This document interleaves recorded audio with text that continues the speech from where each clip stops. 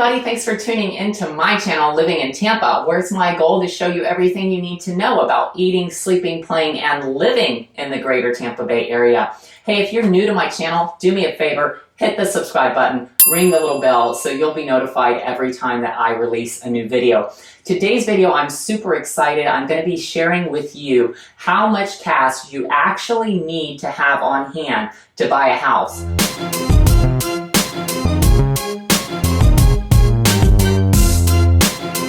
In today's video, I'm going to cover all the costs that are involved when you're buying a house and just how much cash you actually need to have on hand. So let's get to it. So I decided to make this video because I was working with a buyer that was buying her very first home, and we were talking about how much money she was planning to put down. She was insistent that she used her own lender in the state that she was living in at the time. She was not a local buyer here, and that lender had failed to disclose to her that there were a lot of other costs involved with buying a home. So when I mentioned to her the closing costs and everything, she was caught totally off guard, and she had no idea just how much cash she needed to have. She thought she was all set because she had her down payment. So I don't want that to happen to anyone else, and that's why I'm making this video. So let's get started right now. So first off, I want to say that your closing costs are definitely going to vary from person to person. It's going to depend a lot not only on your credit score, that has a huge role in it. So if you've got good credit, you're going to have a lot less closing costs. You're going to be able to get a lot better rate. There's a lot of advantages involved in having good credit. Also, it's going to depend on the property, the type of financing that you're using for the property. It's going to, depend on what program you might be using, if you qualify for like a first-time home buyer program. Things of that nature. If you're financing using a VA loan or a USDA loan where there's no money down required, that's going to come into play as well. So there's not one specific answer for everyone as to how much cash you're going to need to close on a home. That's why it's so important to work with a knowledgeable lender. And if you don't have one, I work with an excellent lender that I've got a great relationship with, that I'd be happy to have you speak to them to find out exactly what you need for your personal situation. But in today's video, we're going to go over kind of the averages and what most people can expect to pay. There's going to be money that you need to pay up front, like at the time of contract. And then there's also going to be money that you pay when you actually close, which is typically about 30 days after you go to contract. So first, let's talk about those upfront fees. First and foremost, the one that is the most important and probably the largest out of all of them is going to be your escrow deposit. This is also referred to as your earnest money deposit. In the Tampa area, what we're seeing on average right now is about 1% of the purchase price. So if you're looking at your average home, say about $400,000 in the Tampa Bay area, you're looking at about $4,000 minimum that you need to have on hand for that deposit. That deposit is held in a trust account at the title company, and then that $4,000 does go towards your down payment and closing costs. So it's not an additional fee, it's part of it. That is something very important to keep in mind and something that people confuse a lot. So I want to make that very clear. It's not an additional fee, but it is paid up front. Now this is a negotiated fee, and in a very hot market like we're just coming out of, we were seeing those earnest money deposits really, really high. So we were seeing them as high as 10%, 20%, whatever the down payment was, because that was something that buyers were using to make their offer stand out and to give the seller the confidence that they were confident in closing. Because what happens with that deposit is after you've had your due diligence period or your inspection period, if you decide to cancel the contract after that period is over, the seller does get the right to keep that money. So that is very important to keep in mind, that once you've done all your inspections and your due diligence is over, unless you have a problem with your loan and you have a financing contingency, that still would allow you to, cancel the contract without losing your money if there's a problem with your loan. But otherwise, if you just change your mind, or maybe you end up not getting a job here and you thought you were, or something of that nature happened out of your control, but not due to your financing, then you would lose that escrow deposit. So you do want to try to keep that as low as possible, but you also want to make it high enough to give the seller that confidence in your offer. So the normal amount, I would say, right now, again, to summarize, is about 1% of the purchase price. There are a few other costs as well that you're going to be paying up front. Oftentimes, a lender is going to make you pay for that appraisal of the property up front. Now, the costs of appraisals are getting higher and higher, seems like every few months. I would say the average cost right now is going to be anywhere from $500 to $700. And it seems like not too long ago where they were only $300 or $400. So times are definitely changing and the costs of labor just continue to increase. But that is a fee that you need to be prepared for and something that you should discuss with your lender. It's really going to depend on where the house is, the size of the house, which appraiser they use, and all those things. So it's not a set cost, but I would say that you want to budget a minimum of $500 for that. Another cost that you're going to have up front that you need to pay outside of closing is to the inspection company, because you're definitely going to want to get the property inspected. Even a property that looks pristine can have things hidden that you don't know about just by looking at it. So you want to work with a great inspector. Most of the time, for an average size house, you're looking at somewhere between $300 and $500 for the inspection. If it's an older house, you're going to need some additional inspections, like a 4-point inspection report for insurance purposes, and that's going to add on probably another $100. Another inspection report that a lot of people like to do and that saves them money in the long run is what's called a wind MIT, or a wind mitigation report. So basically that gives you credits on your insurance if your roof has certain things, certain code requirements on it. So even if it's an older house, if the roof has been replaced and say now they have the clips or they have the longer nails and things of that nature, then oftentimes it can qualify you for a discount.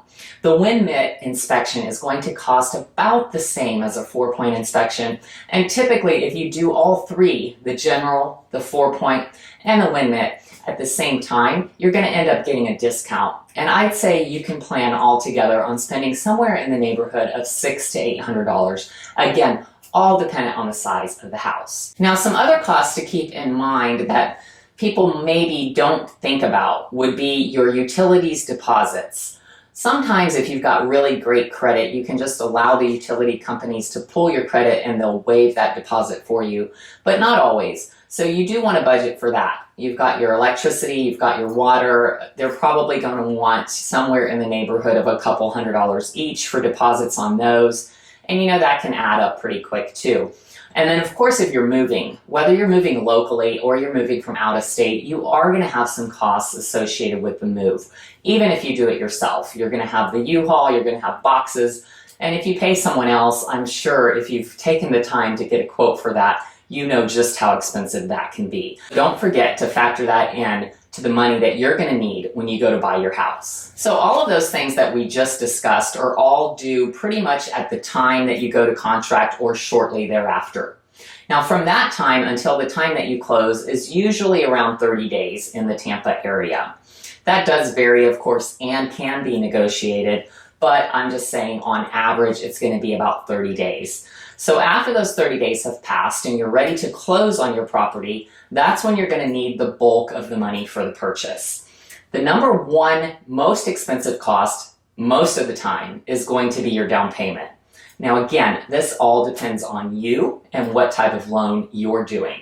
There are several loans that do not require any down payment, such as the USDA loan, which is a loan for properties in rural areas, and they are guaranteed by the government, so they do take a little bit longer to process. The money is not always available, and it's very strict as to where the property is located. There's also income restrictions on that loan, so not everyone can use that one. Of course, there's the VA loan for our military and ex-military members. If you qualify for that, it's a fantastic benefit. I highly recommend using your VA entitlement if you have one, and that also is a zero down payment loan. From there, it only goes up, of course. So if you're a first-time home buyer, you can qualify for putting only 3% down on a loan. That is really nice. It saves people a lot of money. It is definitely one of the lower down payment options out there. The next lowest would be the FHA loan, and that one typically is going to be 3.5%. for the down payment. And then last but not least would be the conventional. You can get away with as low as 5% now on a conventional loan, and you can put, as much down as you want. A lot of people do prefer to put down at least 20% because they don't want to pay the monthly private mortgage insurance, or PMI, because that can be a significant amount of the payment. Again, that's going to depend on what price range you're in, and your credit and all those kinds of things play into what your PMI is. But if you put at least 20% down, you're not going to have that PMI, and a lot of people like that. And I think that's where the myth comes in that you have to put 20% down on a property. It's absolutely not true. I close properties all the time where the buyer has not put down any down payment whatsoever, or put down 3 or 5%. It's very common to only put down 5%. Now, in addition to your down payment, you are going to have closing costs if you are financing the property. So the closing costs are additional fees that you're going to be paying. The majority of them are going to be paid to the lender. They charge things such as origination fees, application fees, processing fees, underwriting fees, lots of different fees that they charge, and it does really vary from lender to lender what they charge and how much. The other fees that you're going to have are title fees. You're going to have a fee that you're paying to the title company for doing the closing. You're going to have a lender's title policy that you're paying for. Various other little fees, recording fees where they record your mortgage and your deed on public record. And all of those can add up to quite a bit of money. A lot of people don't realize that those closing costs here in our area average somewhere in the neighborhood of 3 to 5% of the purchase price. Now again, like I said, it's really going to depend on the person. It really does vary a lot, and I can't tell you without having you speak to a lender exactly how much your closing costs are going to be. But the good news is that they are required to disclose all that to you up front, so you're never going to have any surprises as far as that goes. And you will know very quickly after speaking with a lender exactly how much cash you're going to need to have on hand. The last thing to keep in mind that you might be required to have, depending on what type of loan you are taking out, would be some cash reserves. Now, if you're doing an FHA or a VA loan, that's guaranteed by the government, so the lenders aren't going to require you to have a certain amount of cash reserves. But depending on what type of loan you're doing, you might be required to have 6 months worth of money in the bank. Like, should you lose your job, they want to see that ability for you to be able to continue to pay that mortgage. So some of them are going to have that cash reserve requirement. So you're going to need to have a significant amount of savings on hand in addition to this cash that you're needing for your down payment and your closing costs and all these upfront fees as well. I hope that this has really clarified for you, the amount of money that you might need to close on a home. Again, I hate to sound like a broken record saying it's really going to vary. I would say on average, you're going to want to plan to have about 10% minimum of the purchase price of a home that you're looking at to be able to, cover your closing costs, your down payment, all those upfront fees, your costs of moving and all of that. I would say 10% minimum is what you're going to want to have just to be really comfortable. And again, that's going to depend what type of loan you do. So 10%, let's say we're looking at a $400,000 home, that's $40,000. A lot of people are thinking, wow, I'm never going to be able to save that amount of money to be able to buy a home. Well, there are a lot of different ways that we can reduce that. And so I do want to talk about that a little bit before closing this out. If you are trying to keep that amount of money that you're bringing to closing low, there are about 4 different ways that we can make that happen for you. First and foremost, again, like I spoke about just a little bit ago, is going to be your loan type. If you qualify for the USDA loan or you qualify for an FHA instead of a conventional, that could save you some money. So you want to get that down payment as low as you can. But if for some reason you can't and you've got to stick with that 5% or that 3% if you're a first-time home buyer, the second way that we can lower the amount of money that you need to have on hand would be to see if you qualify for any down payment assistance programs or closing costs assistance programs. There are multiple programs that the county and the state have just for these kinds of situations.